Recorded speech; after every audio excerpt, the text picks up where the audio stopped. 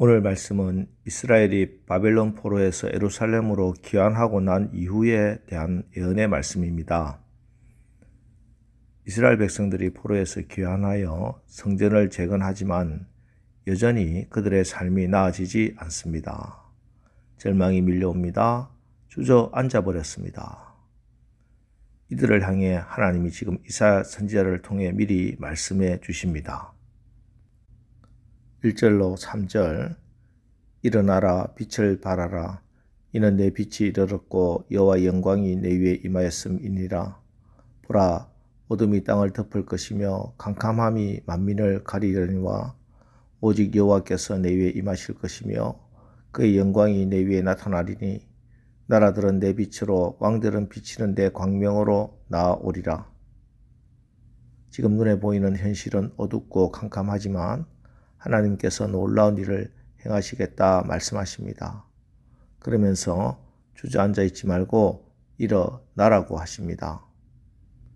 성경에서 일어나라는 이 말은 아주 다양하게 쓰이고 있습니다. 첫째로 하나님의 말씀을 받기 위해서 일어나라고 할 때 사용되었습니다. 따라서 일어나라는 말씀은 하나님의 말씀을 받겠다는 자세를 취하라는 말씀입니다. 둘째로 레위기 26장과 신명기 27장에서는 하나님께 제물을 바치다는 의미로 사용됩니다. 따라서 예배한다는 말입니다. 하나님 앞에 예배자로 바로 서라는 뜻입니다. 그리고 셋째로 지도자, 선지자, 사사 등의 직분을 맡는다는 뜻도 있습니다. 하나님은 성전에서 먹고 놀라고 우리를 부르지 않았습니다. 예배자로 하나님 앞에 선 사람은 사명과 직분을 받아 제 몫의 사명을 다하는 것이 성도입니다. 넷째로 하나님과 사람 사이에 계약을 맺는 것을 의미합니다. 창세기 9장 11절에서 하나님께서 노아에게 내가 너희와 언약을 세우리니 할 때 세운다 하는 말이 바로 이 일어나라는 말입니다. 마지막으로 이 말은 전쟁 준비 혹 전쟁에 나가는 것에 쓰였습니다. 그러므로 이 일어나라는 말은 주님이 주시는 사명과 직분을 향해 세상을 향해 나아가는 영적인 군사의 자세를 말합니다. 그렇습니다. 오늘 일어나라는 이 말씀은 더 이상 주저앉아 있지 말고 새롭게 결단하여 하나님 앞에 서라는 것입니다. 그리고 하나님께 예배하는 것입니다. 하나님께 가까이 나가는 삶, 하나님과 친밀해지는 삶을 사는 것입니다. 하나님은 이렇게 하나님께 가까이 온 그 사람에게 할 일을 주십니다. 사명을 주십니다. 그걸 잘 받아서 잘 감당하겠다고 하나님과 약속하고 믿음으로 돌격 앞으로 하면서 살아가는 것이 바로 이 일어나라 하는 말씀의 의미입니다. 그렇습니다.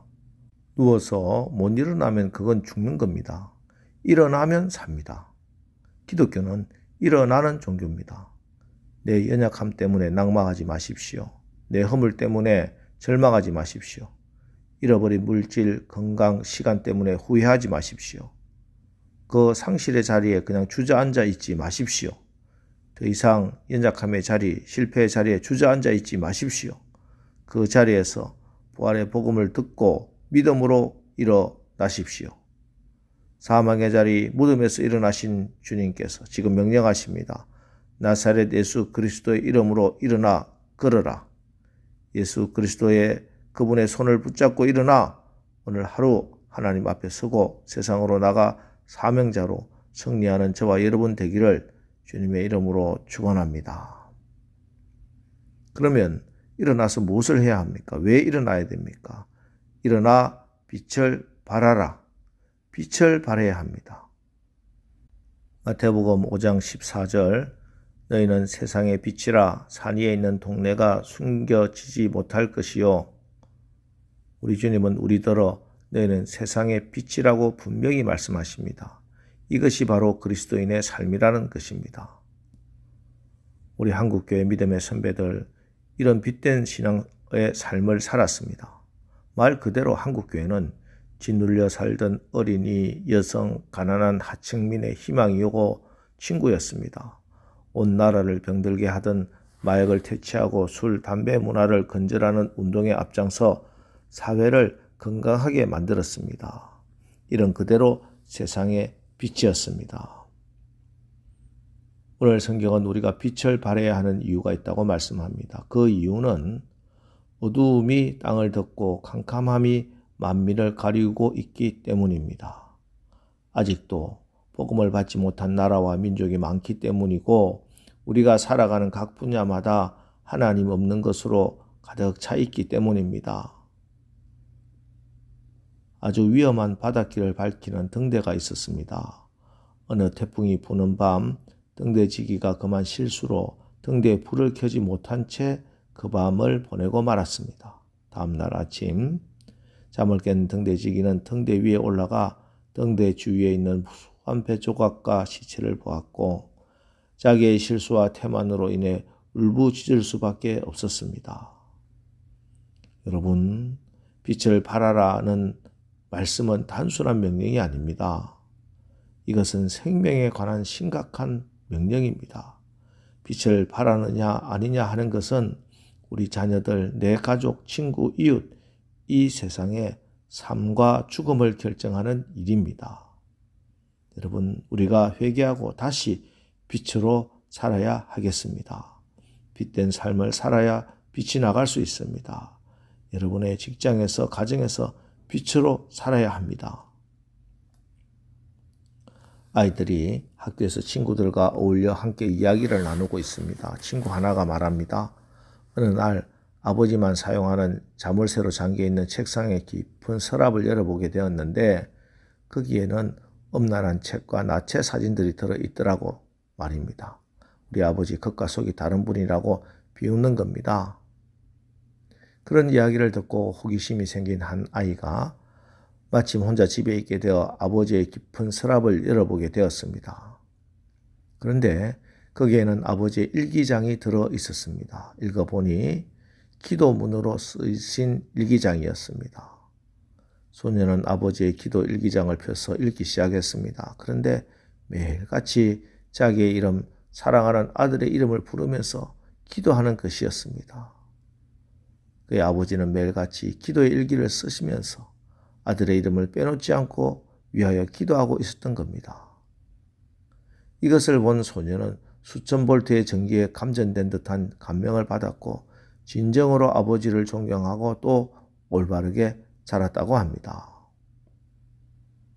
여러분, 우리가 빛의 자녀로 살아가면 우리 때문에 함께 은혜 안에 들어오는 이들이 생기고 빛의 열매가 열리게 됩니다.